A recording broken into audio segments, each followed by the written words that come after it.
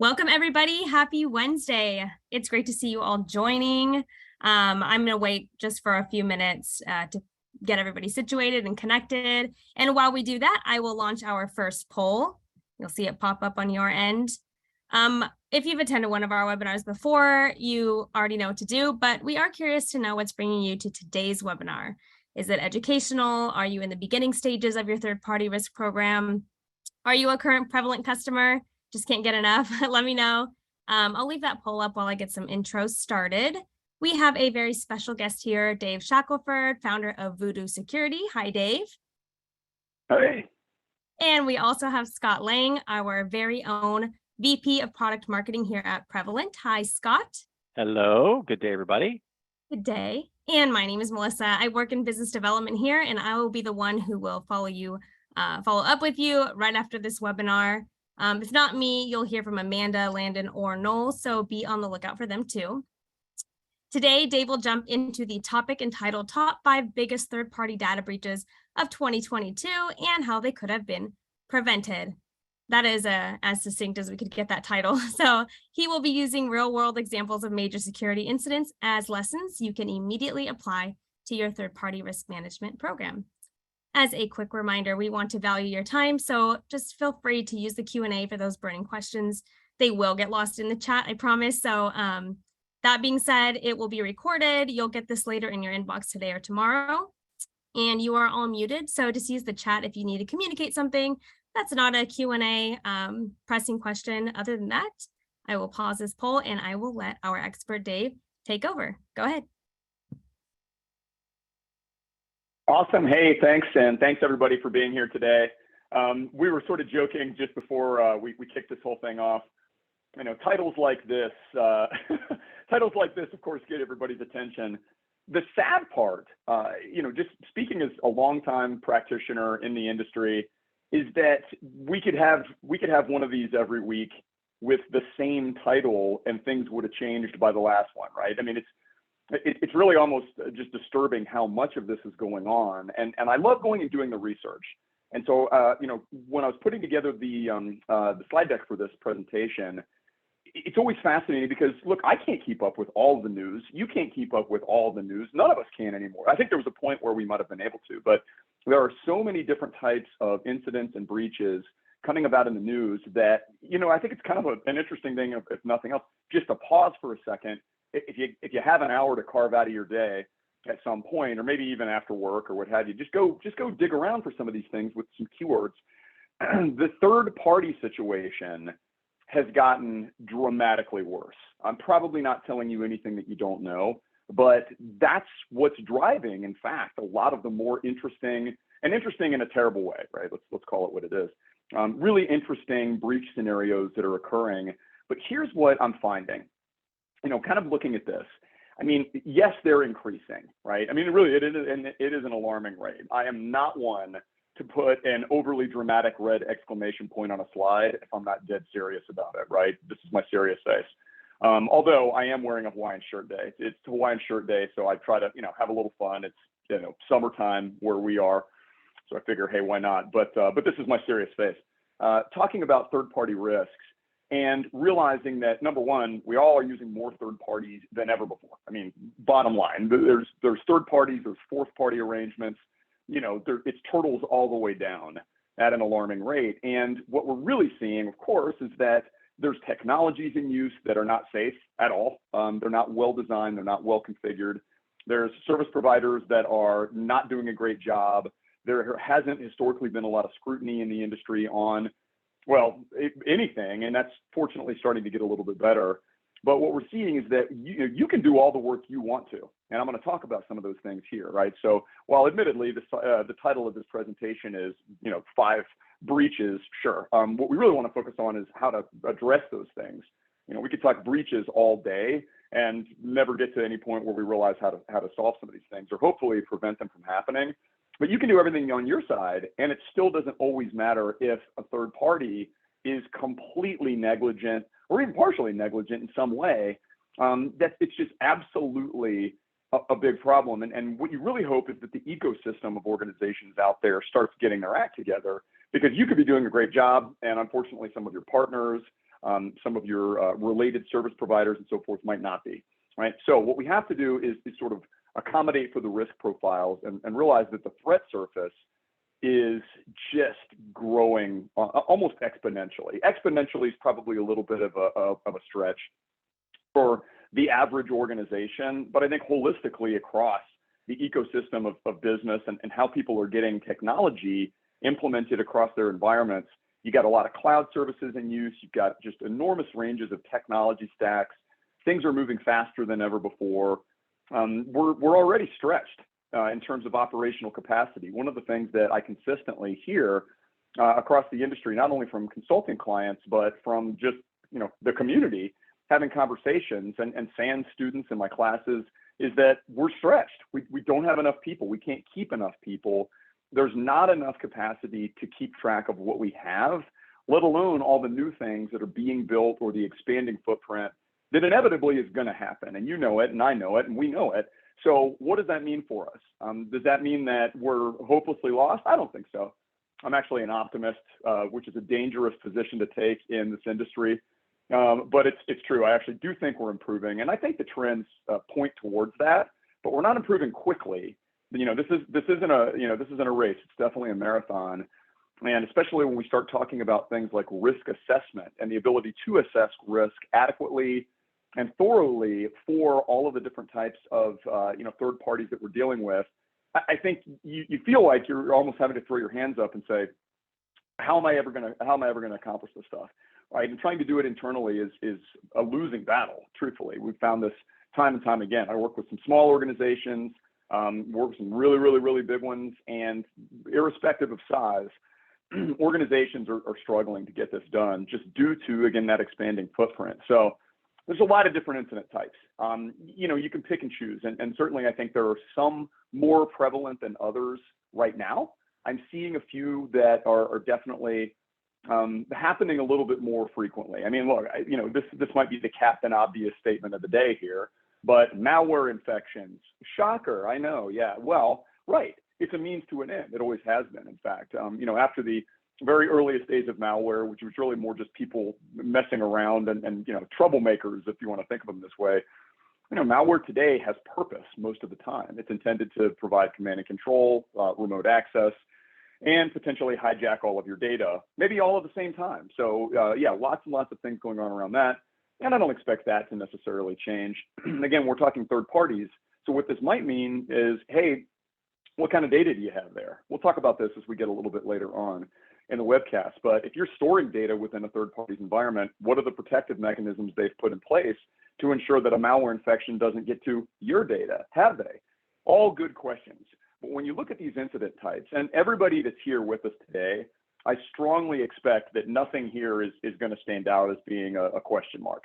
You know what these all represent, right? Just service failures.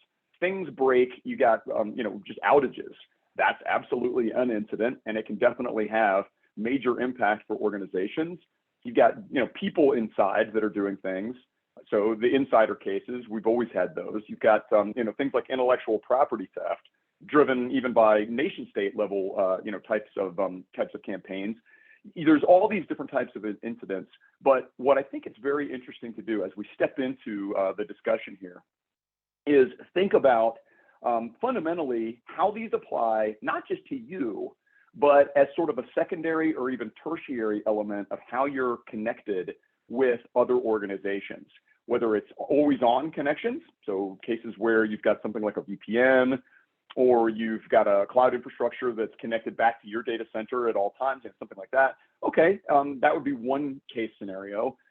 That would certainly have some different applicability here. But then also data, storage of data within third-party environments, usage of data, or maybe even third parties coming back and accessing your environment. So support organizations, service providers that have some reason to access applications or infrastructure or data sets within your environment. There's so many different wide-ranging aspects of this and ways to look at it that you can take any of your classic incident types, and these are, as I said, this is a short list. I mean, I didn't even try to encompass every possible avenue of attack or type of incident that could occur, so I sort of threw these up on the wall, really just to get us rolling for the day. But at the end of it, it's what's happening out there. You know, what kinds of things are happening out there, and anything that can happen to you can happen to them.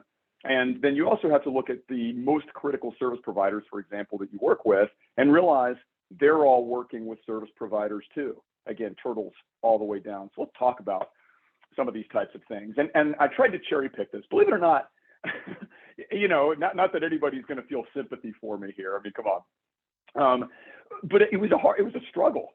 I mean, going back and trying to find the incidents to sort of pluck out and have conversations about was more difficult than you would actually think. Maybe not. Maybe you're all sitting there nodding and going, "No, I could see that." It's a long list.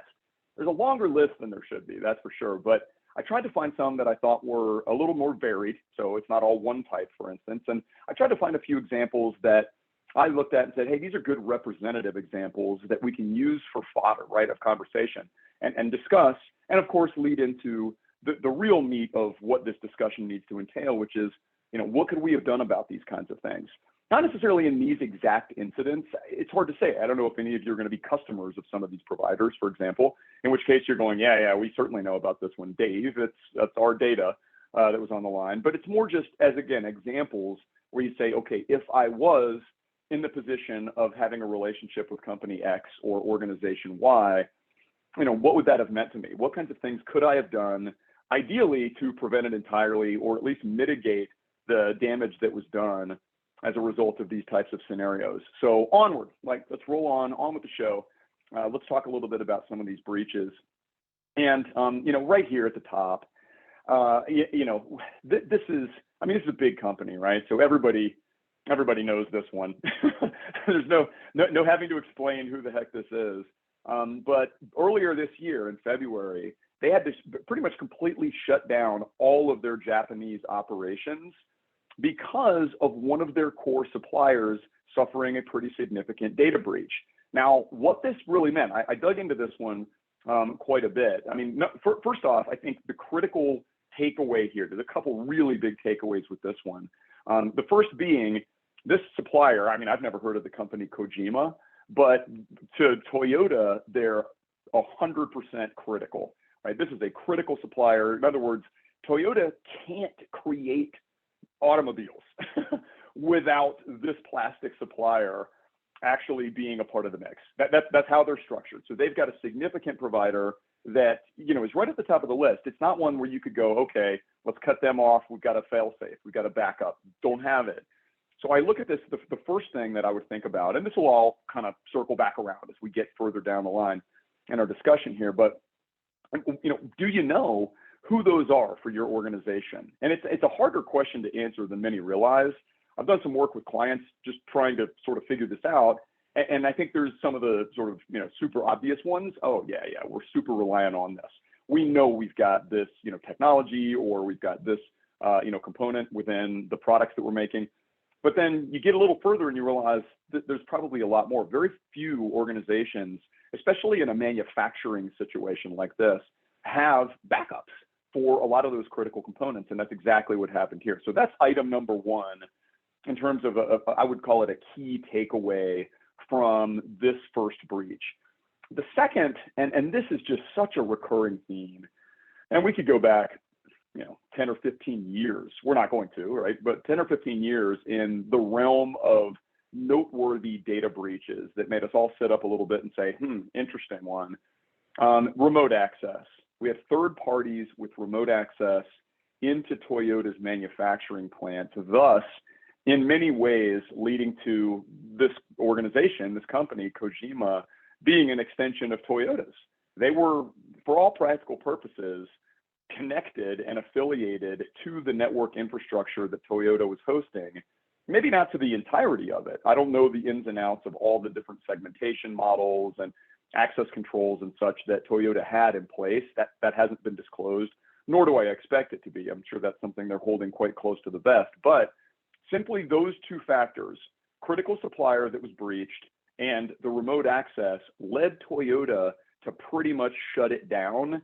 And they did disclose financial and operational losses. I mean, the operational losses, you know, obviously it's because they couldn't run their manufacturing organization. I mean, common sense would tell you, if they can't make cars, that's going to have an impact on the bottom line. And of course, that's where the financial aspects come in. Now, what we didn't get was a situation where Toyota has disclosed that their data or their specific data was breached in some material way. I think, February 2022, it seems like ages ago. It's not. It's only a few months ago.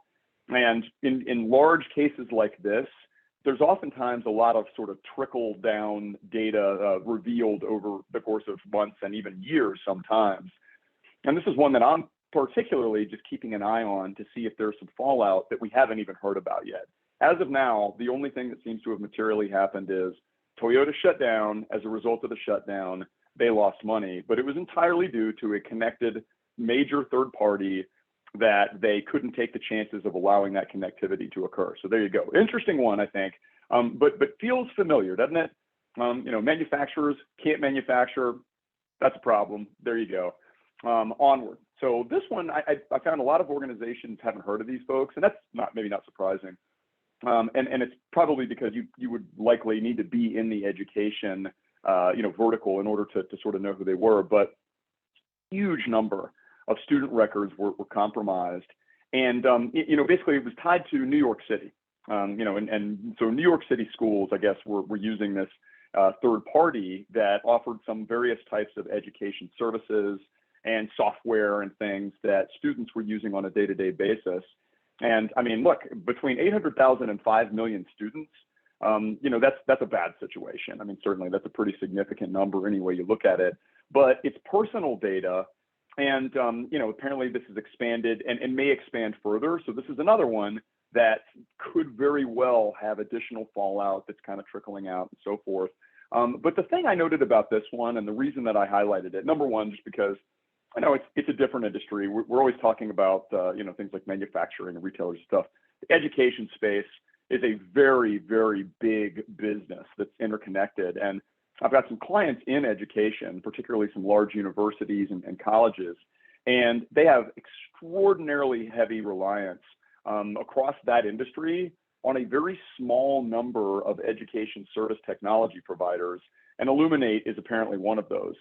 So pretty significant breach. But the other thing that I called this one out for, which I think we're not going to see the end of this. I mean, look, you think today we knew better. It's 2022. We've been dealing with the data breach disclosure, sort of world since roughly about 2005, steadily. You'd think that 17 years into this, this fun and exciting ride we're on, people would know better than to try to stymie investigations, than to, sort of hem and haw and not, do their duty in disclosing, because it's going to come back to you. In fact, the scrutiny across industries, particularly any organization that's regulated or that's tied to, government related industries and agencies, which they are. We're talking about a government situation here. It's schools that are run by the government of the state of New York and the city of New York City. They're going to get a microscope put on them. And so I think this is a very interesting one in that regard. You should know better. Look, be open, be honest.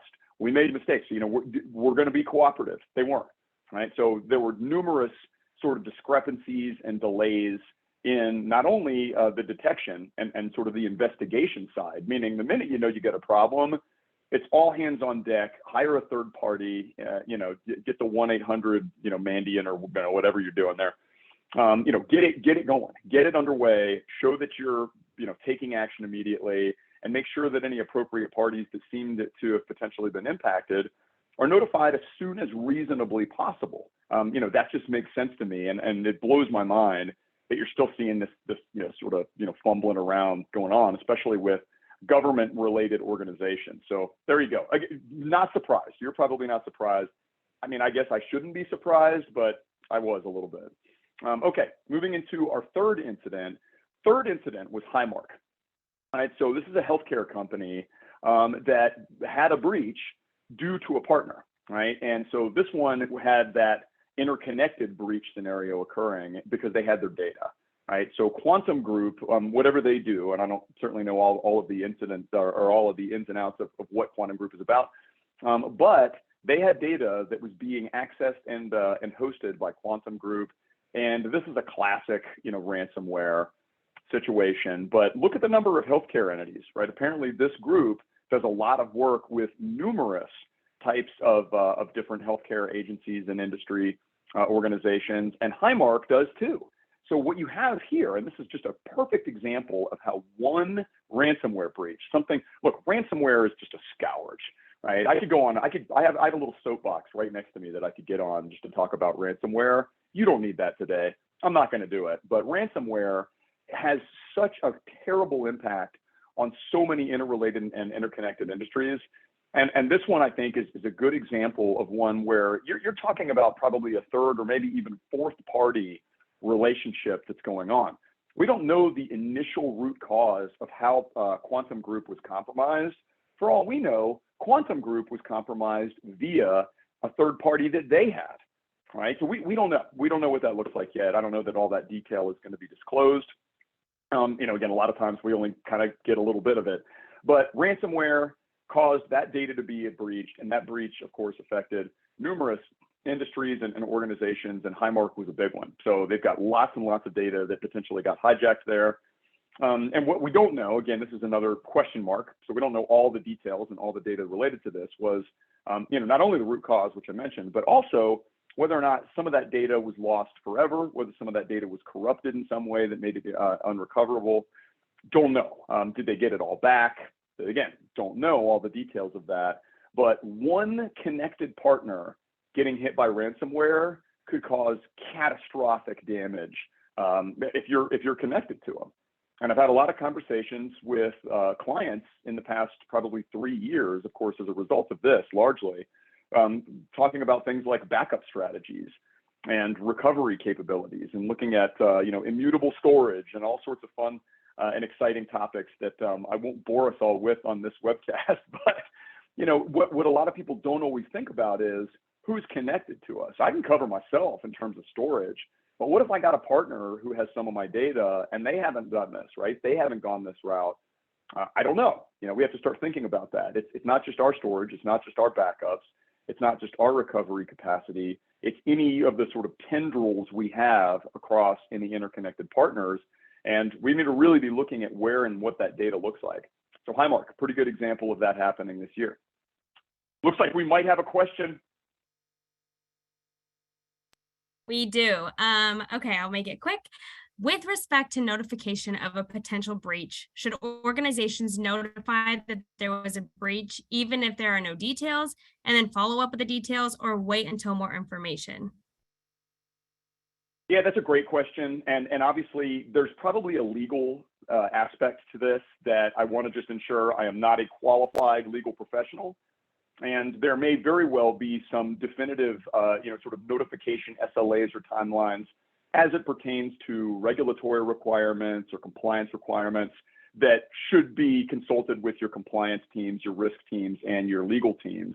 But in general, you want to make sure you have some idea of what you're going to tell those parties. There's sort of two schools of thought on this based on a lot of work I've done in the industry. The first being, preemptorily tell them, we've got a problem and we're looking into it, more to come. That's option one, which is widely viewed as a responsible approach. You're going to get everybody unnecessarily panicking if it turns out to not be as big a deal as you maybe thought it was. So you have to weigh this a little bit. But again, it's looked upon as sort of the responsible way to at least do that preemptorily, sort of notified model. The second one is basically dig in a little bit. Batten down the hatches. Get all the hands on deck. If you don't have qualified professionals internally that can attest to what is happening, in other words, incident response and forensics and maybe malware analysis, isn't a set of skills that you really possess internally. And I know lots of organizations that just don't have those people. Then you need to get somebody that does, and you should get their expert opinion ASAP before you just go out and say, sky is falling. But don't delay. As long as you can show that you didn't purposefully delay and you wanted to make sure you had the appropriate information, I think that's an acceptable response. But if you've impacted other parties, they need to know as soon as possible. Perfect. And then a second part to that question, how do you see data inventory fitting into this conversation? Sorry, you actually broke up just a little bit Oh, there, Melissa. okay, Sorry. no worries.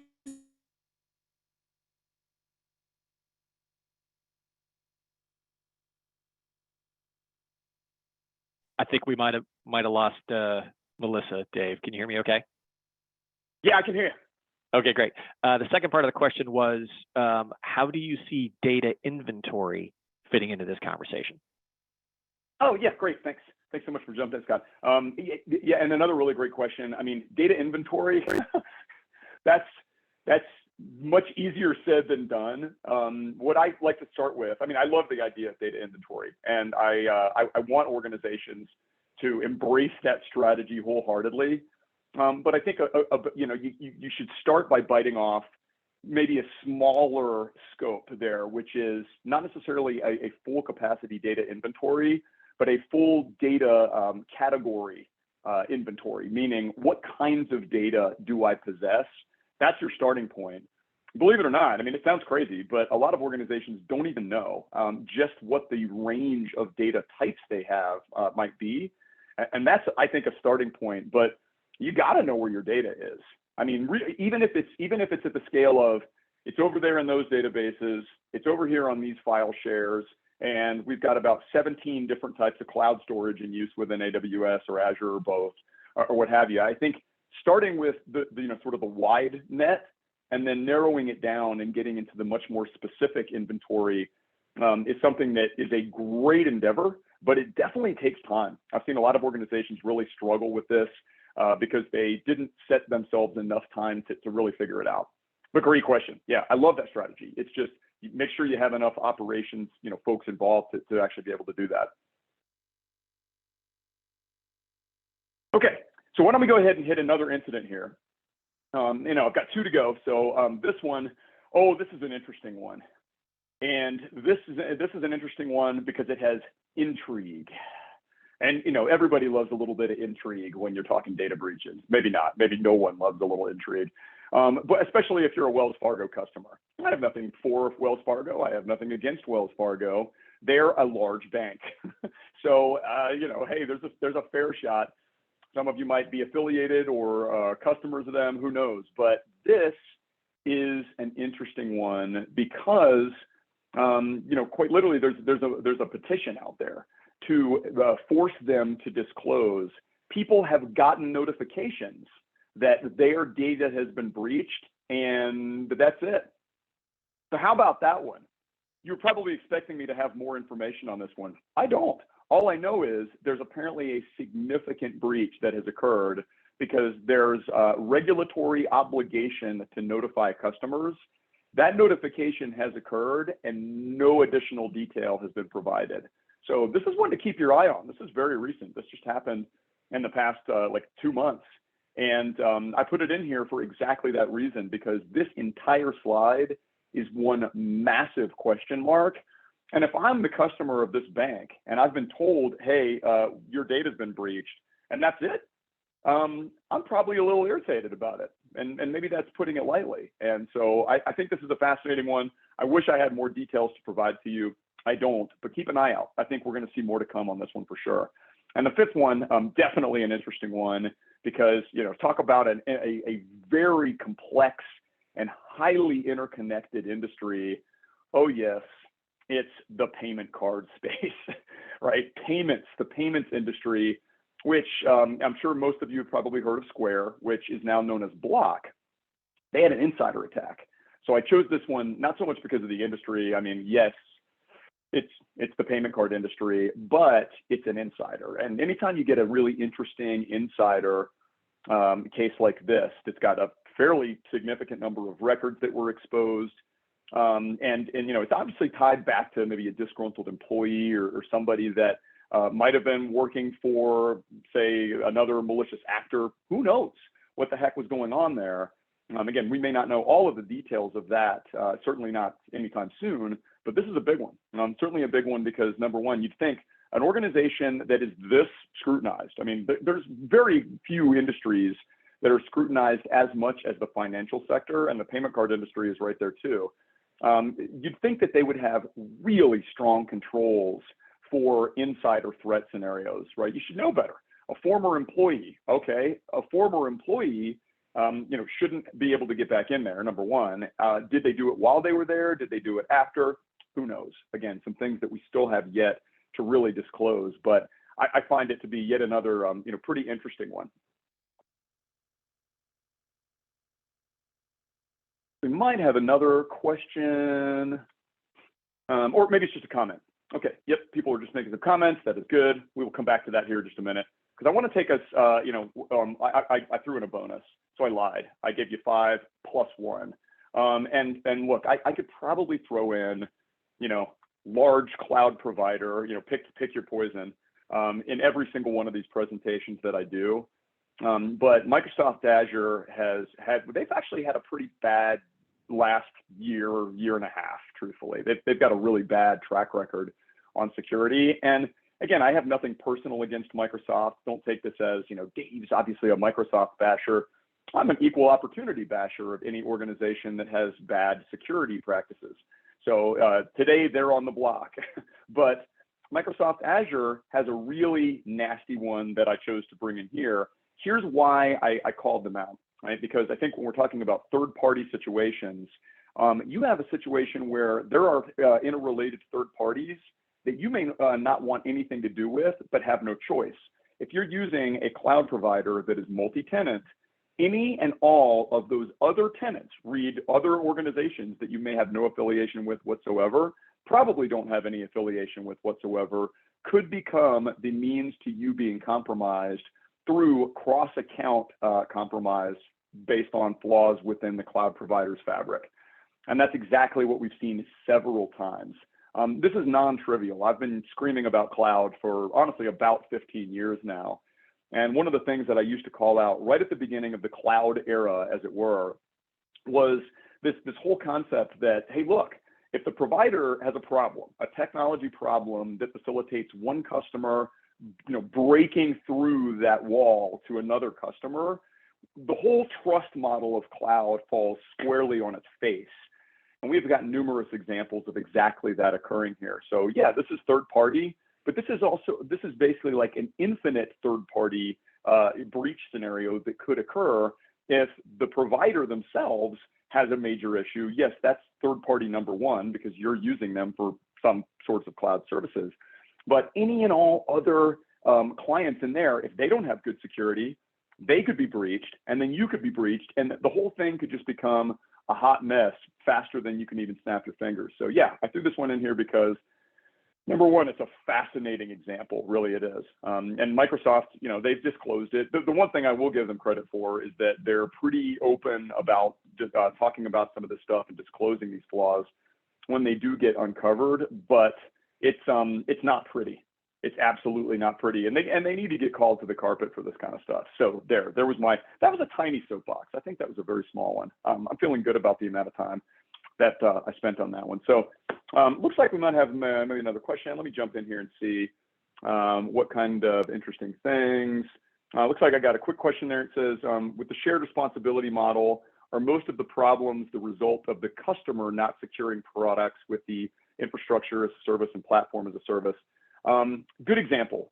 And the answer is all of the above, truthfully. If you screw your own stuff up, and that is the number one problem for sure, right? I would definitely call the cloud provider issues the exception, probably more than the rule. The rule has been, and like the Verizon Data Breach Investigations report has called this out, numerous other industry reports have called this out, we're not doing a good job at locking our own stuff down.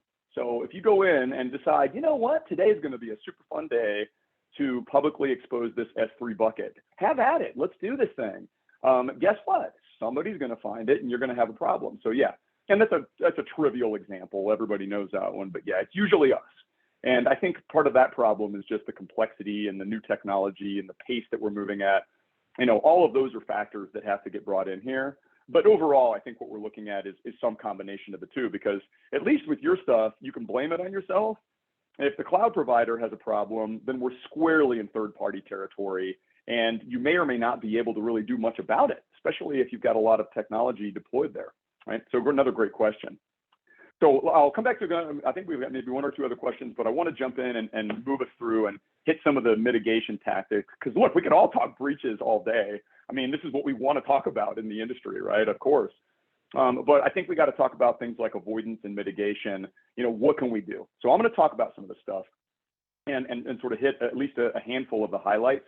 Malware and ransomware. When it comes to third-party situations, you got to know where your data is. Back to the question that came in about data inventory, you really need to know, especially if it's sensitive data that's going to impact you if it's unavailable. You know, I think we should always be asking that question with our data. What does it look like if we don't have it or can't get to it? And you know, and how long can we sustain that? I mean, we should all be answering that question as part of our business continuity strategy anyway. Are they directly connected? Do we have the ability to enable, or will they enable things like immutable and offline backups? Do they have strong malware detection? I mean, come on, there it is. Most ransomware is not coming through the DMZ. It's coming in through somebody's endpoint and then making its way in. And there needs to be a communications plan that involves not only your top executives, but your legal teams, because ransomware is non-trivial, and it can be just like drastically effective for organizations. So this is how you start at least thinking about this in the context of third-party risk. What are the questions you ask them? When you're talking about ransomware, you should be saying, hey, what is your backup and data recovery strategy? And if they don't have it clearly documented and outlined, at least as it pertains to the stuff of yours, okay? That's the key thing. They may not have to tell you about some of their other, you know, back-end stuff, at least unless it's supporting you directly, in which case there's still a relationship. But anywhere where your data is, you need to know. Do they have systems that are getting patched and updated? Do they have strong endpoint detection and response, EDR stuff? And again, just what their ransomware notification plan looks like. So anything you would ask yourself, flip it around. You want to make sure that you get some comprehensive information and insight from them as well. Fraud activity. Fraud activity is still a huge problem. In fact, it's a growing problem that impacts brands and you know all sorts of other scenarios. It ties into phishing campaigns, other sorts of social engineering focused efforts, and engage. You know, we've got business email compromise that largely ties into fraud. You've got credit card fraud. You've got you know, healthcare fraud, legal fraud. There's so many different types. You need to understand where fraud could impact you, whether it's more brand impact, whether it's more potential impact through things like phishing campaigns, as I mentioned. You know, leveraging tools like passive DNS databases to go query against and find out, hey, has anybody registered a domain that looks real similar to mine in the last, you know, month and a half? Good questions to ask. Looking at third-party interactions and behaviors, looking at unusual patterns of access, especially if you have interconnections between your third parties and other service providers, and make sure that your legal team, and ideally a dedicated fraud team, but at least your legal team is engaged. So here we are again. What are the questions to ask third parties? How are they monitoring for brand abuse, especially if it could tie to you? Are they collecting any threat intel related to fraud? Are they doing any of this research themselves? Do they do reputation monitoring for any of the providers that they're using? So we're going, you know, sort of beyond that third party into the fourth party relationships, because hey, everybody's using third parties. They are as well. And looking for things like site impersonation that could come back to you. So for example, you know, you have a really, really strong partner. Go back to the one, you know, the plastics company with Toyota. If they get compromised, or if they have somebody, you know, create an impersonation site that looks exactly like them, and they leverage it in social engineering, because of the criticality of that partner, it could be a devastating attack. So they need to be looking for these kinds of things. Next one, software and internal compromise. Another one we could spend all day on, I'm sure. But you know, the two things, you know, what's the security of software I'm bringing in, and what kinds of remediation should we be looking for with those developers or with those providers? You know, obviously, the more integrity validation you can get, not only on your side, but certainly even coming from theirs, the better. My experience has been, and I'm quite sure you've all seen something to this degree as well, is that most software manufacturers are not wholly willing to disclose all the mechanics of what they're doing in terms of not only building software, but even in many cases, testing it. You may get some checkboxes of, yes, we're doing dynamic, you know, scanning, or yes, we do static code analysis, but a lot of times that's where those answers end. And as we've seen over the course of the past 12, 24, 36 months, a lot of software manufacturers are under fire right now. I mean, SolarWinds, I think, was just a wake-up call, but there are tons of other examples of this kind of stuff that we need to be thinking about. I need to know if you're using open source, and I'm not going to write you off if you are, just about everybody does, but how are you addressing any discovered open source vulnerabilities? How are you doing package updates and management? Are they vetting the software that they purchase? Shocker, software development firms also use other parties' software, right? Their IDEs for development, things like code repositories, all the builds that they're using, to make sure that they're posting things. So, there's tons of places where they need to be making sure that they're not introducing any risk with the software they're using that touches their software and their code. And we should also be looking for extraordinary levels of diligence where possible for things like behavioral monitoring, right? Any software, especially any privileged users that are accessing that environment. We're talking about third-party compromise. What I would say, just in terms of security incidents, data breaches amongst third parties, what can you do, right? What can you do about this? How can we track this stuff? There are lots of challenges. Like I said, software reviews are challenges. Doing behavioral monitoring for any interrelated third parties that we're working with, those can be major challenges. I think risk questionnaires still have merit. I really do. I think they need to be better. I think they need to be more targeted for the specific audience. I think they need to be reviewed more carefully in a lot of cases. And I think, being, again, full candor here, I think the third parties need to take them more seriously and give better details and more insights into what they're doing. Crazy as it is, one of the things I'm seeing help with this, and I'll take all the help I can get, and I think all of you probably will too. I think the insurance industry is actually pushing on this a lot because people want cyber insurance, and it's not just getting handed over, right? And so, I don't want to take us down a rabbit hole of talking about cyber insurance, but we're seeing some very nasty scrutiny on the part of cyber insurance carriers that helps us, right? Just look at it that way. So yeah, it needs to cover all of these very, different areas. We need to look at third-party controls. Our risk review should focus on the types of controls that we would expect as bare minimums, and we should be pushing for things beyond the bare minimums. We also need to find out what the frequency of their reviews are internally, and I personally feel we need to up the frequency of our own third-party controls reviews where possible. The real challenge comes in when organizations try to do this piecemeal, number one, without a strategy, and number two, try to do it manually, right? I have quite literally seen people shuffling spreadsheets and just desperately trying to get this knocked out and get it accomplished without having anywhere near the staff to do it, but two, not having an approach and not having any sort of tooling that can facilitate this getting done. You're never going to get this done with not enough people and spreadsheets. You know it, I know it. I think software reviews have to be absolutely done more frequently, right? So just to reiterate the things I mentioned a minute ago, I want to check these boxes. What is the gold image definition from those manufacturers? What major vulnerabilities have been found? Basically, what kind of threat intel are your providers doing for things like open source, right? I need to know that, right? I need to get that level of intelligence and insight from major software that I'm using. I would say, even though this sounds like a very big thing to try to bite off, and it is, I would at least start with any software you use right now that touches sensitive data or privileged users or both. And that's probably a lot, sadly, right? You really need to think about software that, if compromised, would have privileges to things, software that, if compromised, would have access to the users with privileges and their account context. And number three, might have immediate access to things like the sensitive data stores in your environments. You need to look at risk rankings. We need to all be really scrutinizing the, sort of the third-party risk rankings that are being bubbled up and surfaced in the industry. It doesn't mean that you shouldn't take these without a grain of salt. You should. You should absolutely make sure that there's enough context here to where you don't just go, this company's in the red. Why are they in the red, right? What's the reason that they're in that sort of bad part of the heat map here? I need to understand that, but again, there are tools and there are services that can do this and that can actually help you get this accomplished in your own organization, and track that.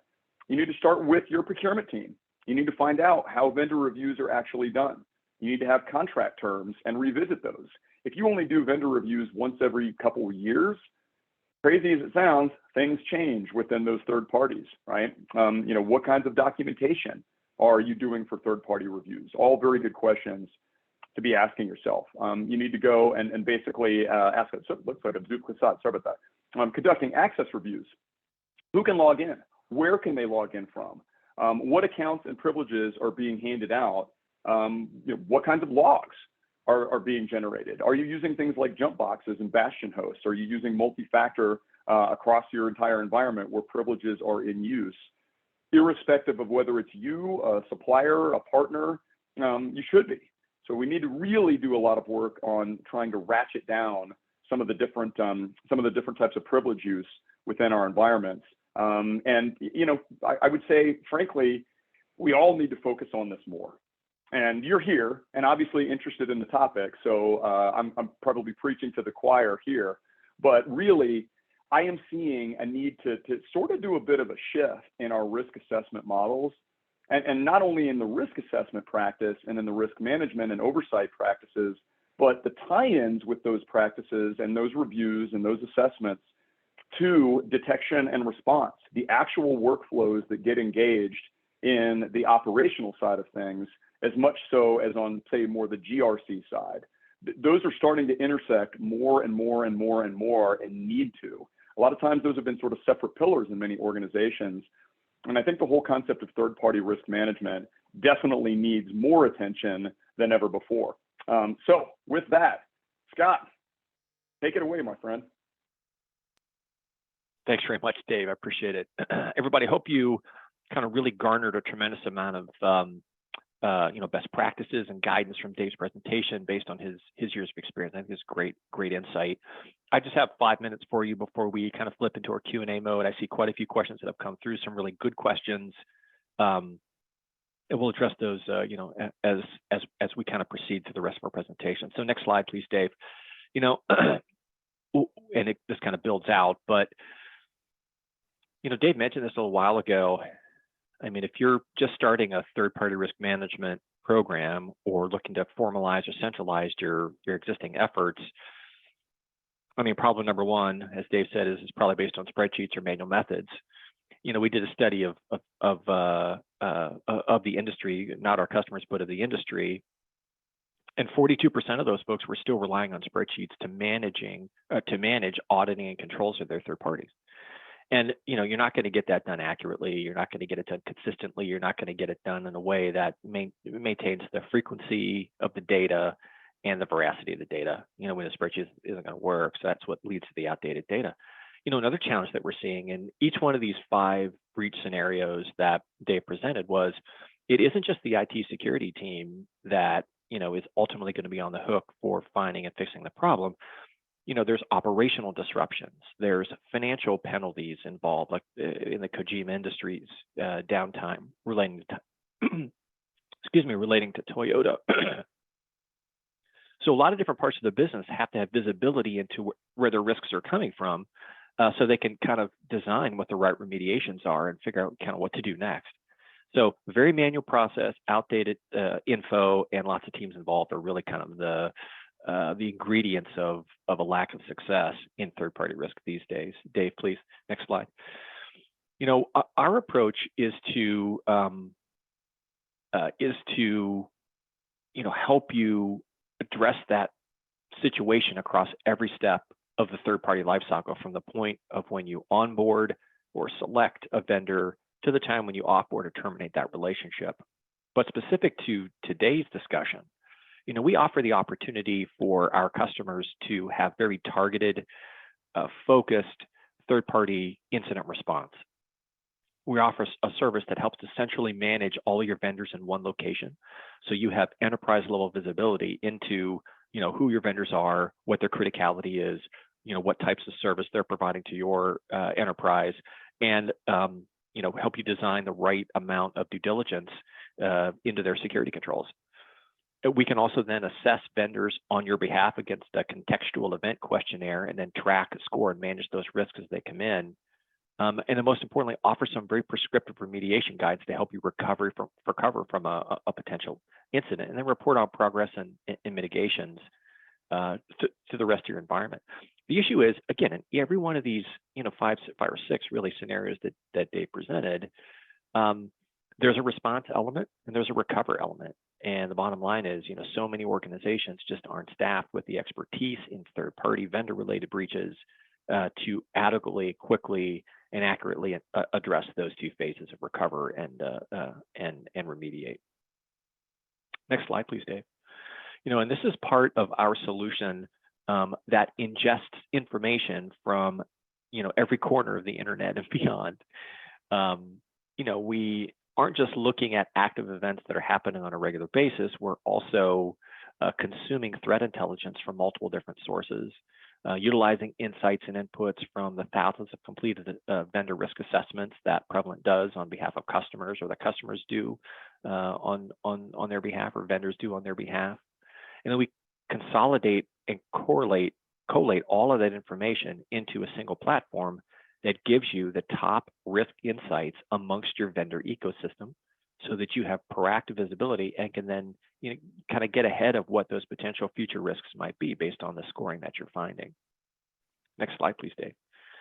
And this is part of our portfolio of capabilities, where we have a library of already completed vendor risk assessments that you can just download, check in and check out like a library. We've got managed services where we can execute the vendor risk lifecycle on your behalf, from selecting and onboarding a vendor all the way to offboarding and termination. We talked about one of those capabilities with the incident response service specific to the breaches we talked about today. And our third-party risk management platform, which is our SaaS platform that helps you kind of perform self-service of your vendor risk assessments, all the while helping you to address those three problems we talked about on the first slide. A lack of productivity, too much manual labor, and too much time goes by between the identification of risks and the resolution of risks. And then we keep that updated with real-time intel. Next slide, please, Dave. Ultimately, what we're trying to help you achieve are three things. Number one, to deliver you a smart third-party risk management solution that is, data-driven, throws out manual processes, and gives you context into the risks that you're discovering, that unifies not just the, and automates the regular assessment of third parties through risk assessments, but incorporates continuous cyber, business, reputational, financial monitoring, so you've got a more holistic picture of your vendors and their risks. But also be more prescriptive, and a very stepwise programmatic process to progress that vendor through the life cycle and get you to a point where you're comfortable with the risk, or that you can confidently reject a vendor because you can't accept the risk. So I mean, that's our perspective on third-party risk, to help you consolidate your assessment and continuous monitoring, automate that process in the platform, do it on your behalf, and then keep a steady stream of risk-based insights flowing into your enterprise, so that you can be proactive, kind of spot issues before they really develop and get out of control in your vendor ecosystem. That's all I have to say. Melissa, do you want to open it up for questions now? I think we've got quite a few that have come in. Yes, hopefully my internet connection is a little bit better. My computer's having a moment here. I will launch one last poll real quick. So while I do that, if you want to drop a question in, if you have not already, go ahead and do so, and we can start chipping away at some of these questions. All right, so what, if anything, can be done about dishonesty in responses to questions asked of third parties? Obviously, they can provide audits, tests, certifications to support what they say, but smaller or foreign companies don't often have what we would prefer to see. I'll certainly give my take on that. The answer is not much. Sadly, I mean, unless there's a regulatory requirement that would facilitate like an actual in-person audit that you have access to or are affiliated with, which is pretty rare, truthfully. You're basically relying on those third parties' answers to those questions, and all you can do is call them out or catch them out if they've turned out to have lied. It's an unfortunate reality of the industry as it stands, and I think that's why things like risk rankings and so forth, just because you haven't witnessed the lie or the lack of full disclosure. Somebody else may have. And so, you might be able to sort of tap into more of an ecosystem or community in third-party risk management versus, just the one-on-one relationship that you have directly. Perfect. And not a question, but somebody said they love your background effects, Dave. So that's important. Fun. Yeah. And then here's another question for you. What about reviewing a SOC report for an external organization to get an idea of their posture? I think that's a great thing to do. I mean, SOC reports certainly have their benefits and drawbacks. They're not panaceas by any stretch of the imagination, but I'd rather have one than not. So yeah, I think definitely reviewing a SOC report. And if there's anything in there that just doesn't jive or isn't making sense or doesn't seem to pass muster with regard to best practices, it's an impetus to go call that out and maybe have a conversation before you do business with that organization. But just know, it's a set of answers that they're choosing to give. And so we're back to the same question. They could be, who knows what they're actually saying, and whether it matches reality. Awesome. Thank you. Okay. Any tips for how to access checking fourth parties without a direct relationship? They're not interested in using the resources or disclosing any information. Well, I think it comes back to risk questionnaires, and having smarter risk questionnaires do address this or should address this in the sense that you ask the question, if we choose to do business with you, what are some definitive relationships you have that could impact us, right? So a simple example of this, and I've seen a lot of it happening over the past few years, you go sign up with service provider X, and they're actually running their entire infrastructure in the cloud. So if the cloud has a problem, they have a problem, and you have a problem. And it's completely, frankly, shady for those organizations not to disclose that, so that you have an understanding of what you're choosing to accept in terms of risk in doing business with them in the first place. So I think the questionnaires need to address that. What are the critical technologies and service providers that you rely on to provide the services that we rely on? And if they refuse to disclose that, that's a red flag today. All right. And I would kind of augment that just slightly. If you don't necessarily trust or have a lot of confidence in the results of that assessment response, you can use passive scanning to uncover a small portion of what some of those third parties could be, or fourth parties rather, that connecting it to an external internet infrastructure, for example. So that's one way to get a small percentage of them. If they refuse to disclose, at least it gives you a head start and some visibility where none would exist before. Perfect. All right, we have time for one more question. When performing assessment of third parties and asking these key questions, what's the appropriate level of evidence that we should expect? PMP, screenshots, etc. Yeah, I certainly would love screenshots. Most of the time it just tends to be, like more like text-driven answers versus, because you're not necessarily an auditor. You're somebody choosing to do business with them, but I always ask for those things, and I encourage people to. I just find that sadly they're not always provided. In fact, I think it's more the exception versus the rule. I don't know if you have a thought on that too. Yeah, same. You can make it required, but if the vendor doesn't upload the particular piece of evidence, regardless of the format, will require some chasing to get it done. We've seen customers rely on kind of managed services to help accomplish that, or like something like an automated document analysis capability, like a natural language processing or ML-based technology in a platform that will then scan whatever document is uploaded and kind of extract whether or not that document meets key phrasing requirements that you pre-populate in the profile. That's a way to make that process easier when evidence is submitted. But if it isn't, it tends to be a chasing exercise or some sort of validation exercise through controls, which is it can be extensive. Perfect. Well, we are at the top of the hour, so that's all we have time for today. And I hope you enjoyed this webinar with Dave, Scott, and myself. He definitely gave you a lot to think about, and I will be seeing you shortly in your inboxes. Take care, everybody.